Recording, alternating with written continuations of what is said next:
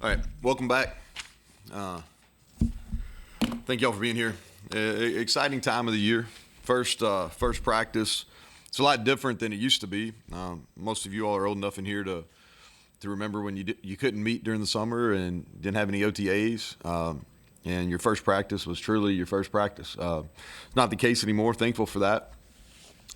We basically had 16 OTAs. We met quickly in the summer before those OTAs, so kind of had a running start into practice. Today and tomorrow is really about teaching this group how to meet, how to walk through, how to practice. And then making sure we know our signals, our alignments, our assignments, and more mental days than anything. It's hard to really evaluate guys when we're just in helmets. Practice 3 is when we put shells on and really can start the evaluation process then. We got a lot going on at practice right now. You guys are going to be out there tomorrow. I think you'll see it. John was out there today. He can probably tell you it's organized chaos. There's a lot of people, a lot of moving parts. We're two-spotting all our group and team periods. And so what I mean by that, we have every team drill or every group, meaning 7-on-7, 1-on-1, those type of drills, is everybody's getting reps. So if we have a first down period going on one field, there's the exact same drill going on the defensive field. And so everyone's getting reps for the first 2 weeks or so. And it's really good for your young people, where they can feel part of it and everybody gets evaluated. And I think that's important.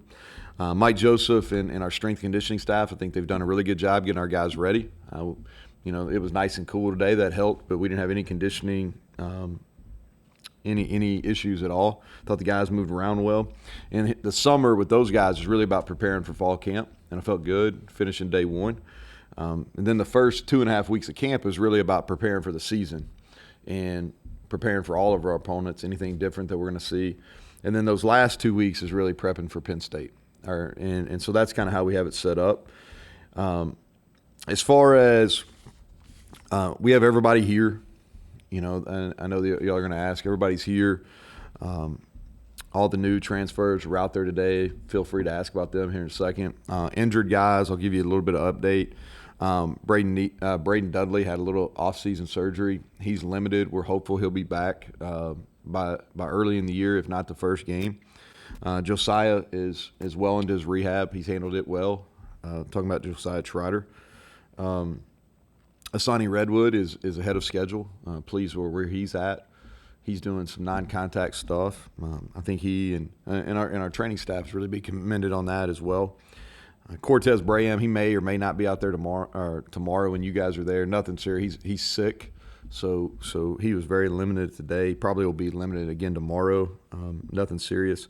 Davis continues to come back from his surgery that he got at the end of last year. And so he's out there, limited, not full go yet. Zach Frazier was a full participant. And so if there's anybody else that y'all want to know about, ask. But with that, I'll take questions. Greg? So you said everybody's here that you expected, newcomers. Just numbers, you're allowed 110 now? Do you have all that filled? Well, you're really allowed up to 120. 120, okay. Yeah, and so they changed that rule, which was a real positive rule. It's a emergency waiver, but most people's Title IX numbers is right around 120. So our roster size is really determined by Title IX, and so for us it's 120. And in the past, it used to be you had 105 in camp, and then it got expanded to 110. But you still had to tell 10 kids because everybody's here in the summer. This is a year-round deal. Walk-on scholarship, it's a year-round deal. So you used to have to tell, anywhere from 5 to 10 kids they couldn't come to camp, and that's not the case anymore. And that passed 2 or 3 weeks ago, which is, I think that's a positive move. So the walk-on kids you've just added, most of those are just getting here now? No, so we've got about 4 or 5 that'll be here when school starts, and the rest of them have been here since our second summer session, which was the last week of June. Okay. So Traylon Ray and a high percentage of our walk-ons came in the second summer session. So I think it was, last week of June, right after our last 7-on-7 camp. Feel about good about the numbers you've got at all your position groups. Noticed you got 7 tight ends out there, which is more than normal. Pretty happy with what you got number Yeah, wise? our depth is better. We need some walk-on O-linemen. We've lost a few of those guys, so we've got enough scholarship, but I'd like to have a few more walk-on offensive linemen. And then, at linebacker, because of Trotters' injury, I'd like to be a little deeper there. But I think if you look, not that we wouldn't like to be better at some spots. I think everybody would. But from a numbers perspective, we can go out there and practice like you saw today and have 2 full units where everybody's getting work and the competition's still good enough. Not throwing your guys out throwing. You got enough guys. Yeah, we got enough guys to rotate. Absolutely. Bob? Yeah, each team has a personality of its own. How long does it take to develop that, and what goes into creating it? Well, I think it starts kind of January, and then the way the rules work now, because in January you've got, I don't want to put percentage. Let's just say 60%, and then you start the summer and you've got about 90% of your guys, and then once fall camp starts, you're closer to 100. And so I think the personality really starts in January, and then it carries and kind of builds through the summer, and then during your first 2 weeks of camp, I think it's kind of solidified. And then when you get in the season, it's how you handle your first big piece of adversity. I like this. This team's got a kind of a youthful energy about it. They're excited. They're a confident group. They're a group that is really hungry right now, has a chip on their shoulder. They're fun to coach. And so, but I think it's too early. I want to see how we handle. Today we're in shoulder pad. We're in helmets. It's 75 degrees. It's kind of all purple skies and butterflies. So we'll see how it goes once it gets a little warmer and there's some contact.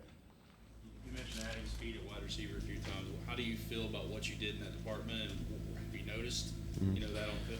Yeah, I think everybody's really kind of underselling our receiver crew a little bit, and I get it, because if you look at it, the old way of doing things when you looked at, kind of preseason stuff is you look at returning production, but the only returning production people count is returning production on your team. And so we lost a high percentage. Bryce and Sam were very productive the last couple of years as far as number of catches and those type of things. So I get why people are maybe underselling, but I really like what we've done. It's the most versatile group we have. We catch the ball better. Now we got to go do it in a game, but as far as just catching the football and being pure pass catchers, we're at a higher level than we've been. I like the mix up. I kind of use it. I've used that basketball reference a couple times talking about them. We've got guys that aren't similar. I think that you just think about, like, Devin Carter's a big, strong guy. E.J. Horton is an extremely fast guy. Jay-Sean Polk is fast. Cortez Bram is a physical guy. You got Preston Fox, who's very shifty. And then you got Noah Massey, who we added, who's just a big human that's playing slot receiver. And so I like the different body types we have. I like the different styles. In this first 2 weeks of camp, we got to figure out their strengths and how we use them the best. And that's on us as coaches. But I like the guys, and I like the mix of what their skill set is. Defensively, you mentioned, and Coach Leslie talked about getting back to the basics, things like that. Is the plan similar? Is it advancing? Like, what have you seen in terms of that now? Because that was a long time ago. Mm-hmm. You've seen that. What have you seen from getting back to the basics with the defense? What do you like about what you've added to fit into that? And then as much as the plan you can give, I guess.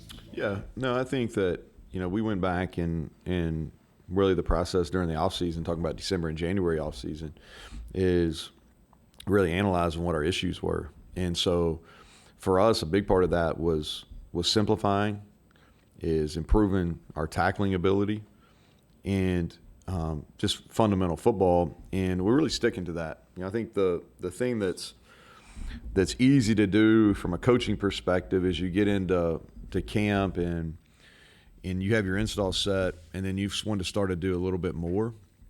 And that's what we've got to be really careful about, because we've got guys that our team speed is the best we've had. And so I want our guys to play fast. And we're really focused on our alignments, making sure we can get aligned, our effort to the ball, and then being physical at the point of contact, whether that's shedding blocks or making tackles on the ball. And, we'll mix it up on third downs, but, in our base defense on normal down and distance in the open field, we want to get lined and continue to be simple. You talked about it down at media days. Can you go into the play calling decision? Yeah, I just think it goes back to this is, made the decision of what we were going to do offensively, back during that December, January term. Chad's done a really good job as a coordinator, and he'll lead those. He's going to lead those unit meetings. He's kind of the voice in practice. But it goes down.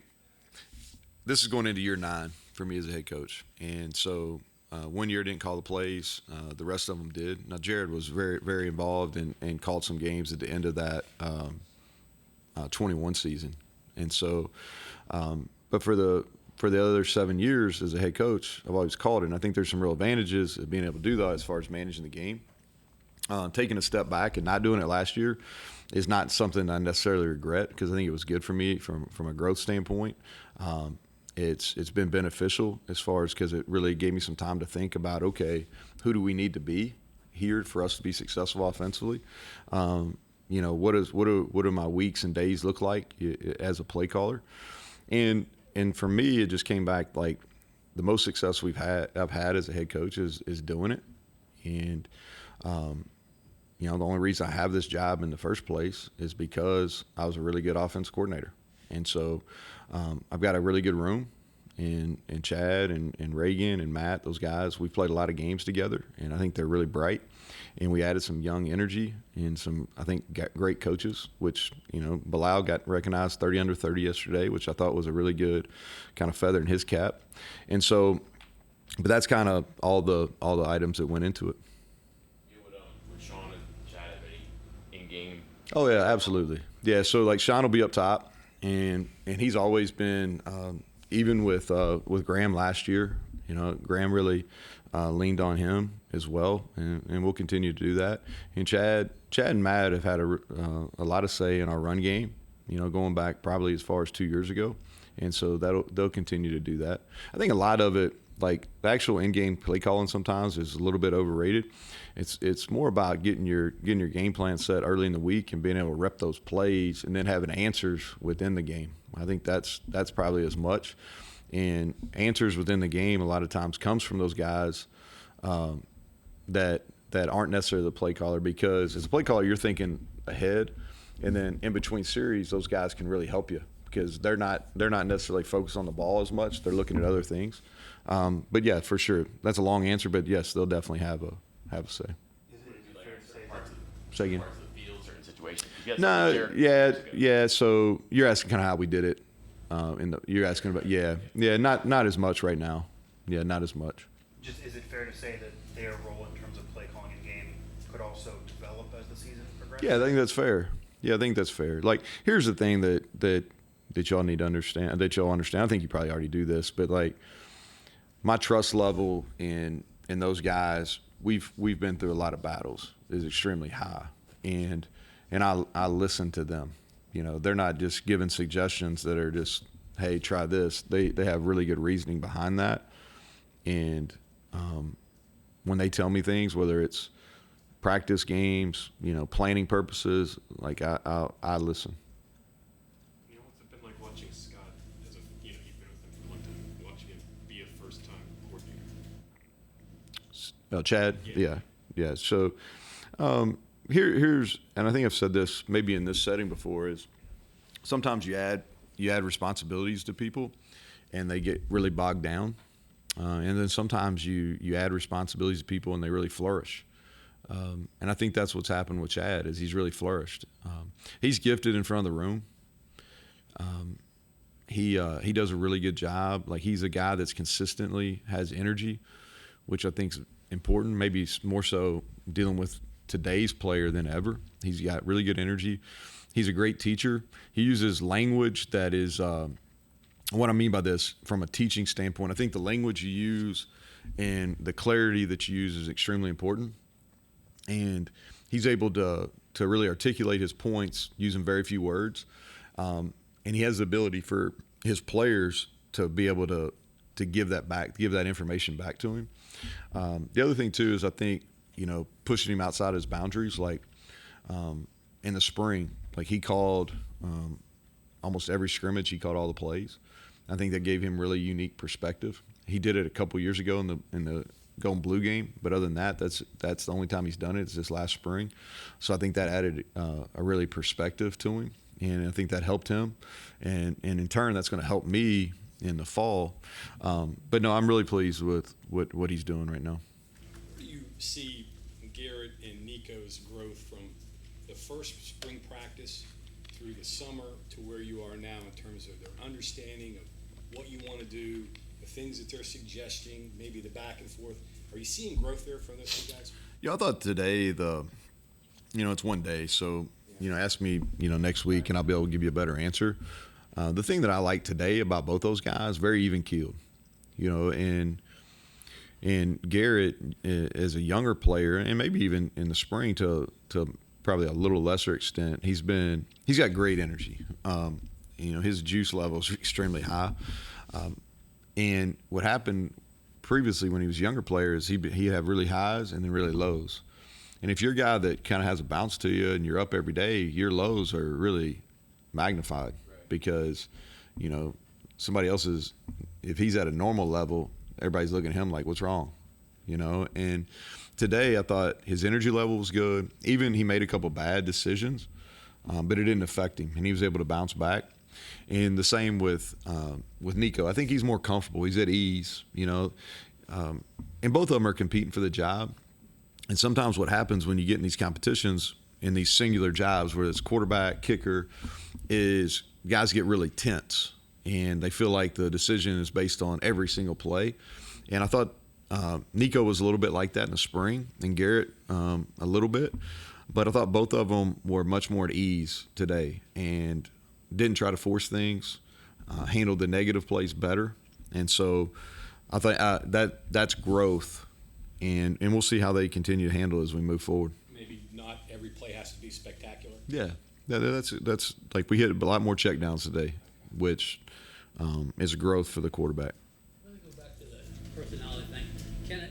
Is it common for teams to have two personalities, offense, defense, and is it kind of good to maybe have them different for when they practice against each other? Yeah, I think a lot of it has to do with who's your alphas on each side of the ball. If like speaking on defense right now, kind of our alpha over there is Lee Koba, and he's an aggressive by nature. He likes to talk. A bad play doesn't necessarily affect him, and so if we can have his aggressive mentality defensively, then I think that's going to be a positive. But it has to happen. You can't necessarily force that, but he's definitely the leader there, especially he and Sean in the front. And so I'd like for us to move toward kind of his mentality defensively. I assume the youthful exuberance comes from Bart Garrett. Yeah, Garrett, yeah, without a doubt. And Garrett's, y'all have been around him. He and Nico both have a confidence about him. And, they've both been really successful athletes. Garrett was a high-level baseball player. Nico had an incredible comeback, on ESPN in high school. They've had a ton of success, and they've got natural leadership skills, and they're likable, which and they both have. When I say, I think you have, from an energy level, when I say that, when people with, good energy come into a room, you kind of feel it. And both those guys have that. Transfers that just enrolled this summer, sort of in three groups: wide receiver, defensive back, and defensive line.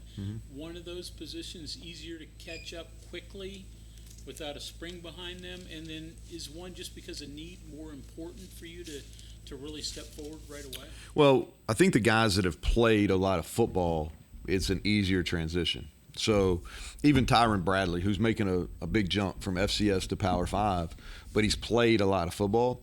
And so his transition, Beanie Bishop, who's really a 6-year guy, his transition because he's played and he's basically done this where you come in for a year. He did that last year at Minnesota. so he kind of understands, probably learned some lessons from that experience that he's carrying forward here. Anthony Wilson, he's played a ton of football. So there's transition. I think it's more the experience level of the player rather than the position.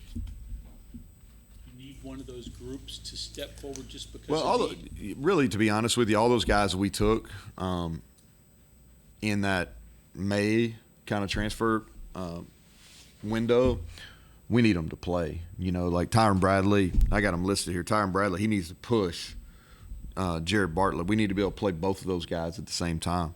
Beanie Bishop, we need experience, and he's got versatility. He can play inside and outside. Like, we need to get him ready to play. That's why we got him.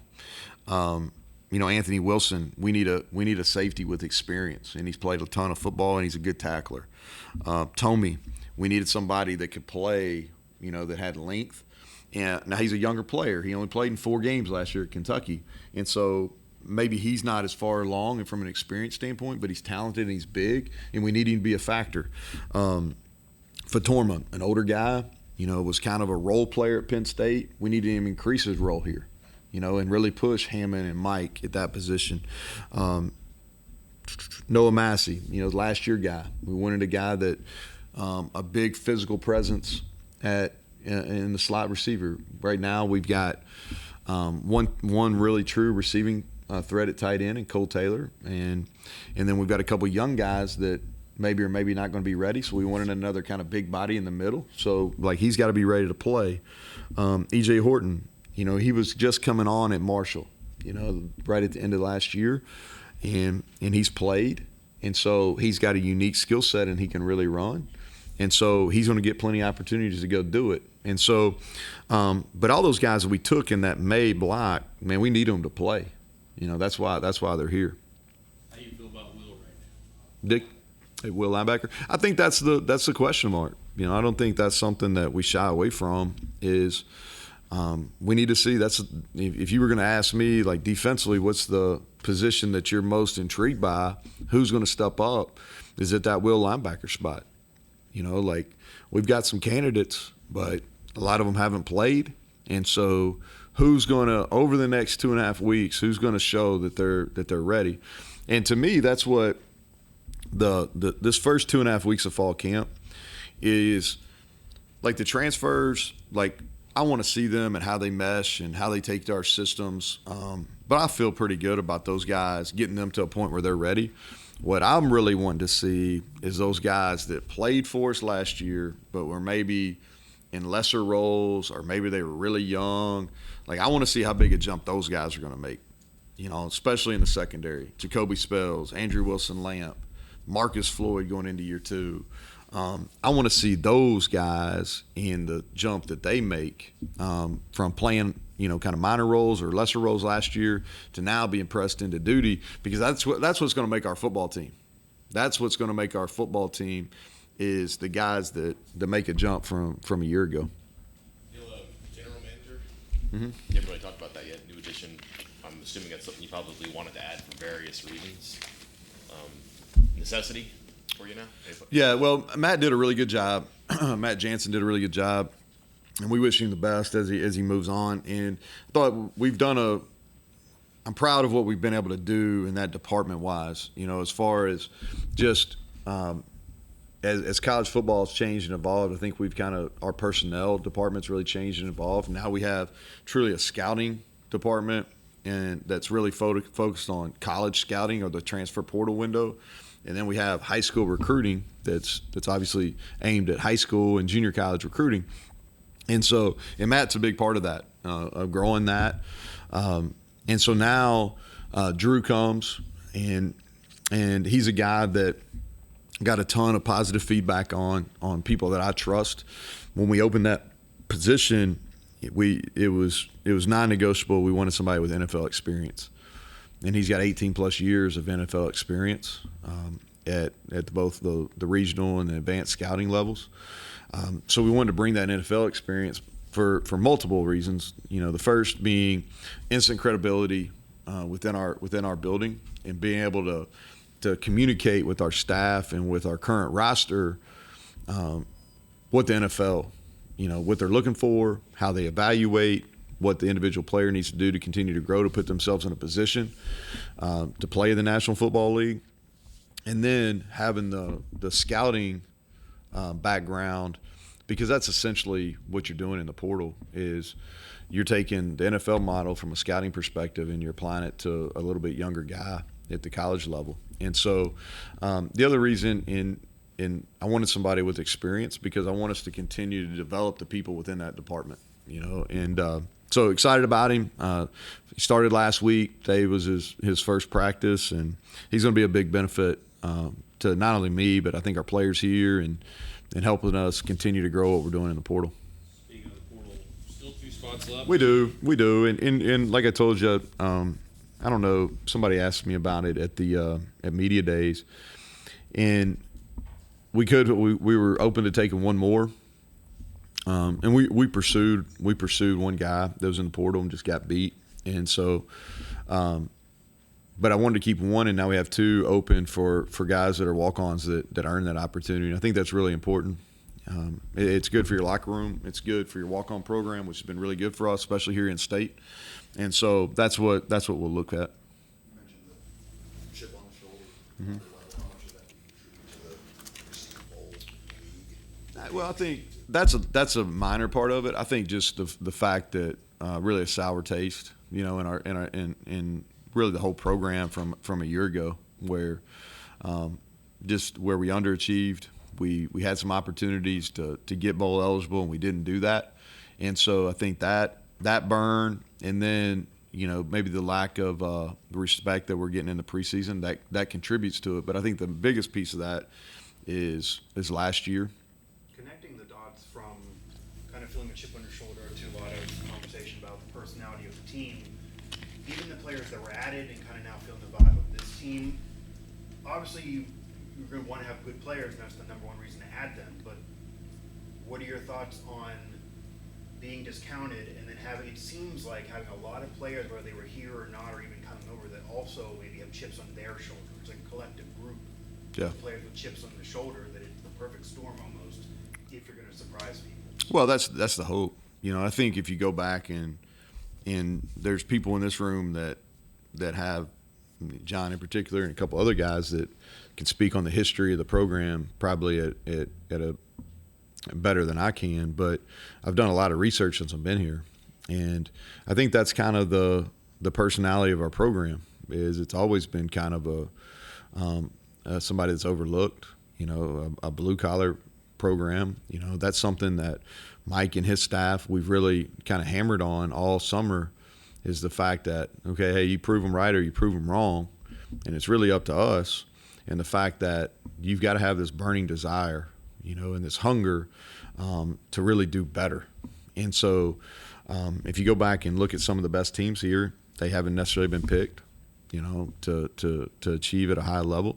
And so there's some solace in that. There's also some, like you can go back to in the last 3 preseason polls and looked where people were picked and where they finished. And it's, I said this at media days. I wasn't trying to be a smart ass. It's accurate. Like they haven't been very good at it. You know what I mean?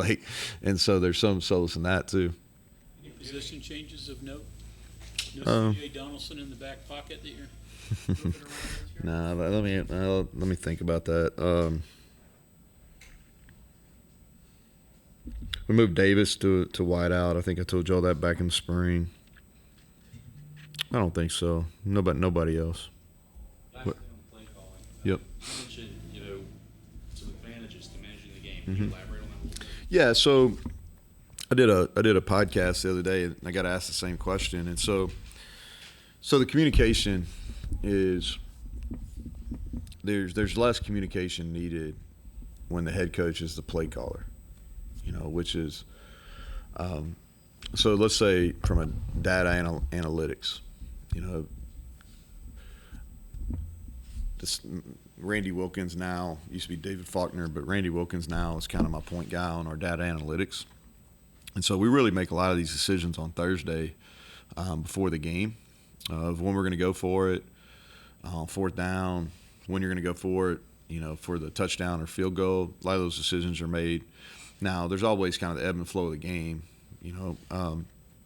but if the head coach, not the play caller, basically what you do is, on first or second down at the latest, you let the guy know when he's got 4 downs. And as the head coach, you don't necessarily have to communicate that. And so you can kind of think ahead, and you don't have to sit there and go, hey, remember, first down, second down, because you got 3 more. And there's some advantages on that.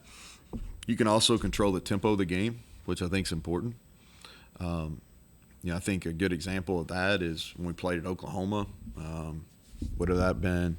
We got beat on the walk-off field goal, but we really controlled that game. They were really potent on offense coming into that game. We huddled more and really controlled the time of possession, and they were able to kind of manage the game. And if not for an error there, we'd had a chance at a field goal to win the game. And that's not something that I sit there and talk to our team about. We just had a plan. Hey, we want to shorten the game going into it, and you're able to do that.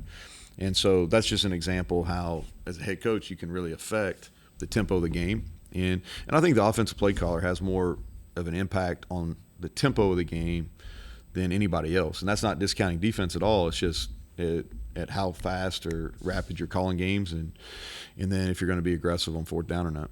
How do you feel about where you stand on special teams, especially with some turnover in the kicking game? Yeah, that's going to be a focus of us. Our field position differential's got to be better. I really felt like that punt team-wise last year, we were really good on punt, and our snappers are really good. We got our team speed was okay last year. It's even better this year. I think our punters got a chance to be elite, and then we affected some punts. Got better in the return game once we went with Preston. I thought he did a nice job later in the year, but we were able to affect some punts. And so where we really struggled last year was on our kickoff defense, and some of that was we were a little erratic at kicker, and some of that was I think we missed 16 tackles on kickoff last year, which is, that's absurd. That's way too high. And our kickoff return last year, we really made a bunch of poor decisions at the returner. I think our average starting field position at kickoff return was on the 21-yard line, which give you an example, like I think Kansas State and maybe TCU is like the 28. That's a 7-yard difference. That's huge. And so our point of emphasis, we're going to continue to be really good at the punt game. And then our kickoff defense and our kickoff return has got to be much, much better. And so I think you see that we went out and invested in 2 returners. Beanie Bishop's returned a lot of kicks. Jay Sean Polk's been a high-level kickoff returner. And so we're going to put those guys back there, and we're going to coach them up and make better decisions. We're going to be different schematically. And then our kickoff team, we've had an emphasis on tackling going back to January, and that better show up on kickoff as well. Do you have any thoughts about Colorado coming into the conference? Not really. I mean, here's the thing. Like, I'm old enough to know, like, when they were in the conference, I played them in the Big 12 before. So that's why I guess I got some gray in here, Tony. Now, here's my deal on expansion is I've got a ton of confidence in Commissioner Yormark. And so however all this shakes out is because of my belief in him is West Virginia is going to be positioned well, and the Big 12 is going to be positioned well. I don't really have much thought on Texas and Oklahoma. I really don't care. And I don't mean that negative. I just really don't care. Same with Colorado coming in. I think it's a great addition. I think I think it's genius to try to get in 4 time zones, because it's all about TV. And if you can play in all 4 time slots on Saturday and be in a time slot on Thursday and Friday, it's pretty good business to me. And so that's how I would answer that. More about Wonder than Willie? Huh? More about Wonder? Oh, yeah. I'm intrigued. It's a good story. It gives everybody something to talk about. Keeps college football in the press. So, yep. Thank y'all.